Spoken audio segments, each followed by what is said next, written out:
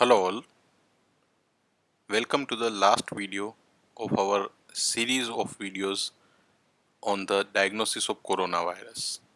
And in this video, we'll be discussing the Indian approach of testing for the coronavirus. Friends, as I proposed at the start of this series, I planned 5 different videos regarding the diagnosis of coronaviruses, and this is the last of the series. You can check all earlier videos in our channel of our college. Before I start discussing the approach of India for the coronavirus testing, let me introduce you to the team which is deciding all the policies regarding the testing of coronavirus. Friends, there is a high level technical committee of public health experts, which is also known as National Task Force, which is in place specifically for the mitigation, for the management of COVID-19 disease outbreak in India. Now, this high level technical committee is chaired by Dr. Vinod Paul, who is a member of Niti Aayog and who has got more than 3 decades of experience as a pediatrist at AIIMS, Delhi. There is another chair not shown in this organogram, which is being chaired by the principal scientific advisor of Government of India. Under Dr. Paul, there are co-chairs. One, Ms. Priti Sudan, she is Secretary, Department of Health, Government of India, and another one being Dr. Balram Bhargava, who is the Director General of ICMR. There is a team comprising 18 members, and this high level technical committee is deciding each and every policy pertaining to the COVID 19 technical aspects, scientific and medical aspects. The 3 major leaders of India's approach to manage the COVID-19 are Dr. V.K. Paul, as I said, is the member of Niti Aayog, Dr. K. Vijay Raghavan, is principal scientific advisor to the Government of India, fortunately himself a biologist, and Dr. Balram Bhargava, Director General of ICMR, that is Indian Council of Medical Research.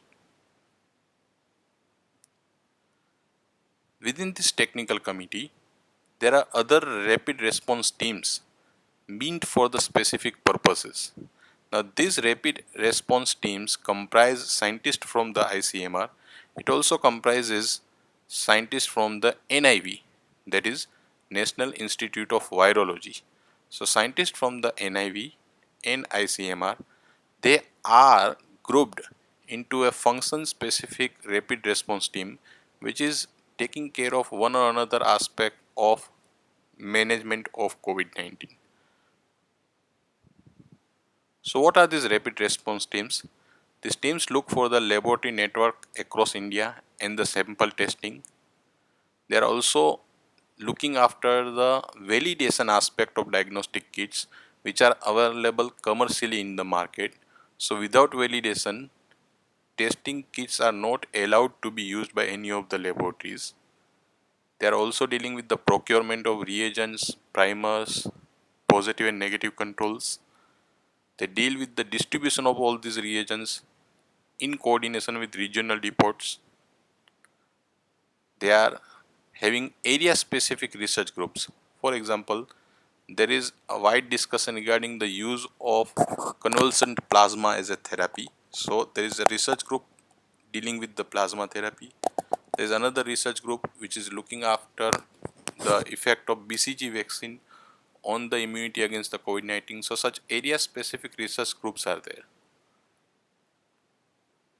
Therapeutic research groups, it's a part of the earlier one I said.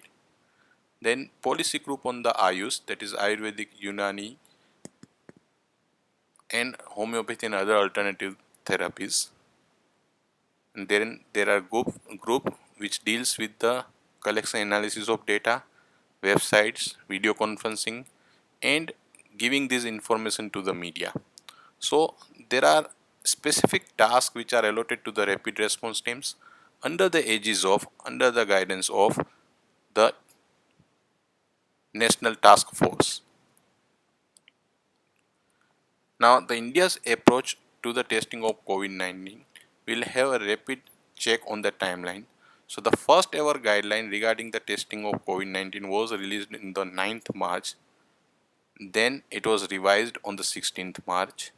Then the first strategy document was released on the 17th March. Remember, all this happened before India declared lockdown. And then there was a second strategy document released, which was then withdrawn, not currently available. And then a third strategy document was released on the 20th March. The use of rapid antibody based diagnostic kits was suggested on the 4th of April. Then there was a fourth strategy document. The use of cartridge based nucleic acid amplification test, which is a variant of widely used QRT-PCR, but whose facility is already available across India for the diagnosis of tuberculosis, was suggested on 19th April. The guidelines of antibody-based blood test was revised on 22nd of April, and then on 27th of April, the use of rapid antibody test was discouraged, was banned. The guideline regarding the pooling of multiple samples was issued on the 22nd of April. So as we can see, India's approach to the testing is continuously evolving, and new guidelines, new strategies are being rapidly communicated to all the people who are concerned. As I said, the first ever guideline was on the 9th March. Now at that time, only two groups of individuals were being tested. First, the people who are having that history of travel in last 14 days in the high risk COVID affected countries like China. And the second, individuals which came into the close physical contact of the first group of people. So only these two types of people were tested for the coronaviruses. This was our first ever guideline. In the second guideline which was followed, these two groups were tested. That is the people having the history of the travel plus people in the close physical contact. But besides that, the healthcare workers which were managing these people were also being tested. And then on 17th March, the first strategy document was released. Now, this document decided what I call inclusion criteria for the testing of individuals. What is this inclusion criteria? This inclusion criteria defines that out of the total population in India, which individuals are to be tested for the coronavirus and which individuals are not to be tested. So, criteria are defined, and the people who fall in this criteria will be tested. People who don't fall in this criteria will not be tested. There is a large hue and cry, a very big discussion regarding whether India is testing the people in the enough numbers or not. So here it is to emphasize that we don't run after the numbers. We are only following the inclusion criteria decided into the strategy document that keeps on changing. So in the first strategy document, it was decided that those people who have taken the international travel, all of them will be tested. Then the context which were of the confirmed cases of the first group of the international travelers, all the physical contacts will also be tested. Third, if there is any healthcare worker who is dealing with the patients, if he or she turns symptomatic, then those will be tested. So this was our first ever inclusion criteria. Second, it was decided that the people who will be tested for the coronavirus, they will not be charged by the any of the laboratories. Third, ICMR started having collaboration with agencies other than ICMR like Department of Biotechnology, Defense Research and Development Organization, and Council of Scientific and Industrial Research Laboratories. So all these laboratories, three departments were having their own facilities. So ICMR started negotiation that whether their facilities can be used for the testing of coronavirus or not. This was a preemptive measure to increase our total capacity of testing. In the first strategy document itself, it was clearly mentioned that all the laboratories must follow the standard operating procedure as suggested by the ICMR, and that is the only thing to be followed. Further, the concerns regarding biosafety and biosecurity were also being advised. Third, as soon as laboratories find out that a given sample is positive, they were advised to report it immediately to the national grid, that is integrated disease surveillance program, so as the data is managed effectively. We had high throughput automated testing systems. Now, the systems which can perform more than 1600, that is 1600 QRT PCR test in a day, are known as the high throughput automated testing systems. So, in the first strategy document, it was decided that ICMR will increase the number of such systems from 5 to 10. It is also decided that we will procure reagents for a million tests. Remember, this was not needed at this time, but this was again a preemptive measure. In the third strategy document, again the inclusion criteria was defined. So people who had taken the international travel were included. Then the physical contacts of laboratory confirmed cases were also included. Third, healthcare workers were also included. And now fourth, any hospitalized patients without having any history, if the patient was having symptoms of what we call the severe acute respiratory illness or SARI, were supposed to be tested. So if a patient, regardless the history or physical contact, if a patient is having fever and breathing difficulty or cough together with fever, any two of the symptoms out of three, then such patients were supposed to be tested. And the asymptomatic patients, those who are not having any symptoms, but the patients who are in the direct contact of confirmed cases, were also supposed to be tested. So with this strategy document, we expanded our inclusion criteria for the testing, and therefore the number of total tests jumped from here onwards. Then on the 4th of April, ICMR suggested that we can start using antibody based rapid blood test.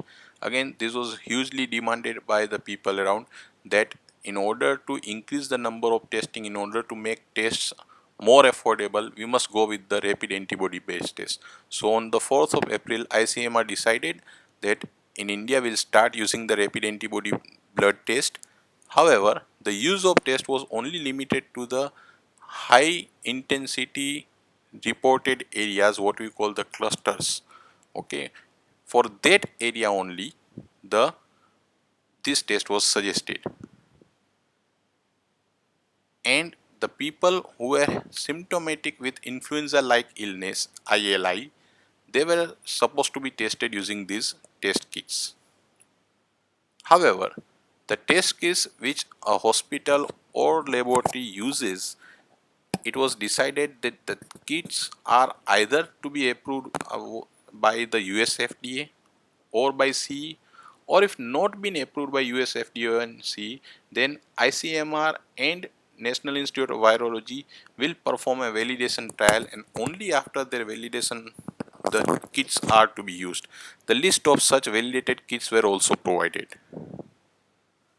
So this was the guideline of the rapid antibody test. Any person who was having influenza-like illness in the cluster area, those were tested. If the tests were positive, then the person was suggested the hospital management. If the test was negative and if the symptoms were there, then the RT-PCR was done in order to check the case. If the tests are negative, then also the person was kept in under the observation or in the clinical assessment or home isolation. The fourth test strategy document was released on the 9th of April. This included all the categories which were the part of the third strategy document, those were categories were mentioned. However, it was decided that at hotspots, clusters, or migration camps, all the persons having the symptoms of ILI will be tested. So, at the hotspot, cluster, or the migration camps or centers, anyone who is having symptom of fever, cough, sore throat, or runny nose, or breathing difficulty, all of them will be tested. If the person is showing the symptoms within the 7 days, then the test was to be performed using the QRT PCR. And if the person is having these symptoms for more than 7 days, then the antibody screening test could have been done. So this was the change in the fourth strategy document. Then on 19th of April, ICMR decided that the laboratories in India which are using cartridge based nucleic acid amplification test for the diagnosis of tuberculosis can use the cartridges of the same company, that is CFID, for the SARS coronavirus too. So this was a very important decision. This was just again to expand the total testing capacity of India.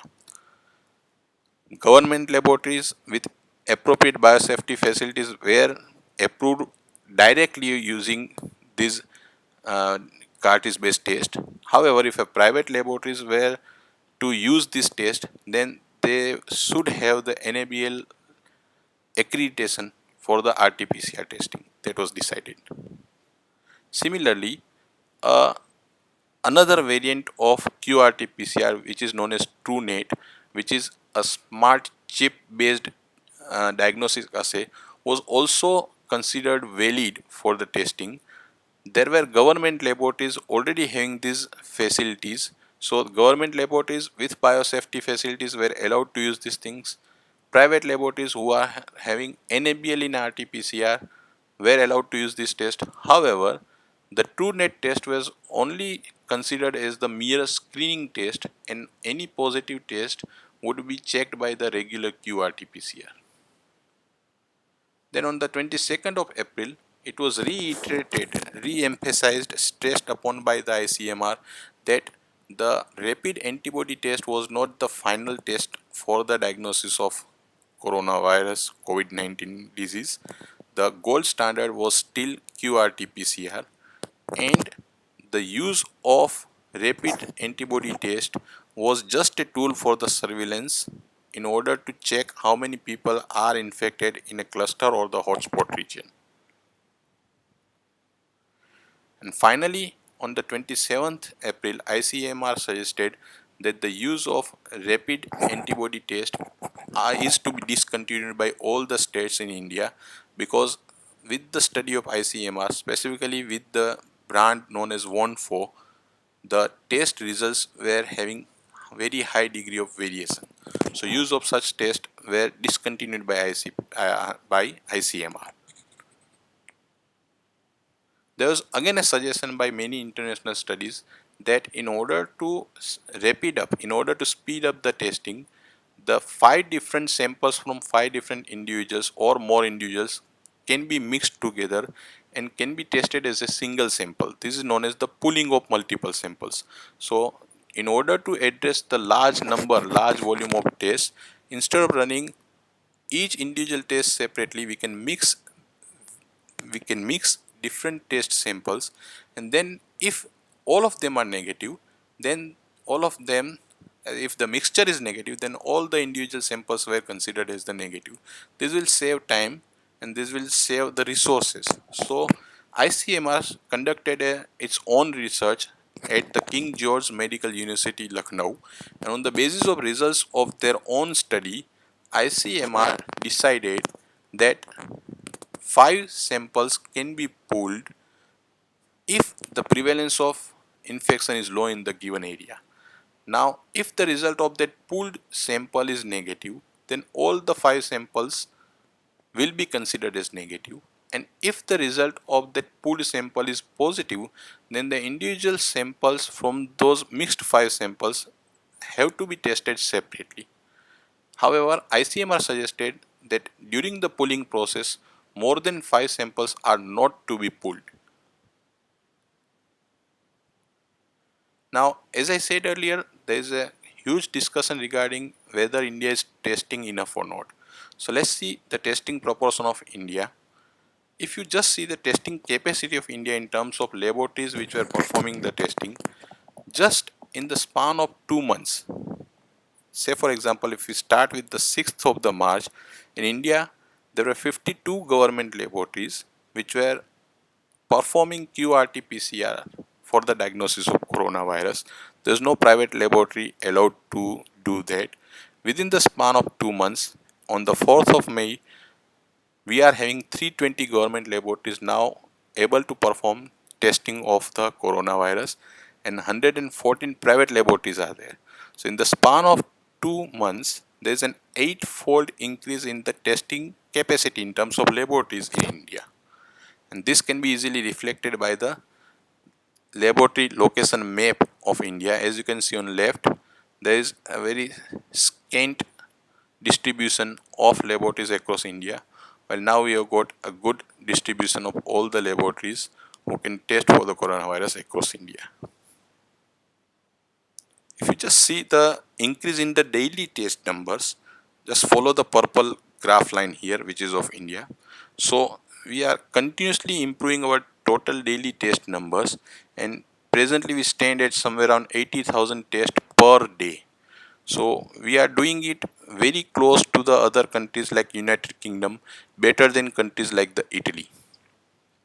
In terms of the total testing numbers, daily testing numbers, India is seventh presently. The total testing numbers, India is seventh because we have performed around 1.3 million, 13 lakh tests, the total test.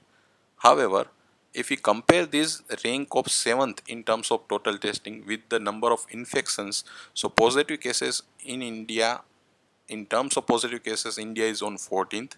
If we compare it with the total death of coronavirus, then India is 16th. So India is 16th in terms of death. India is 14th in terms of the total positive cases.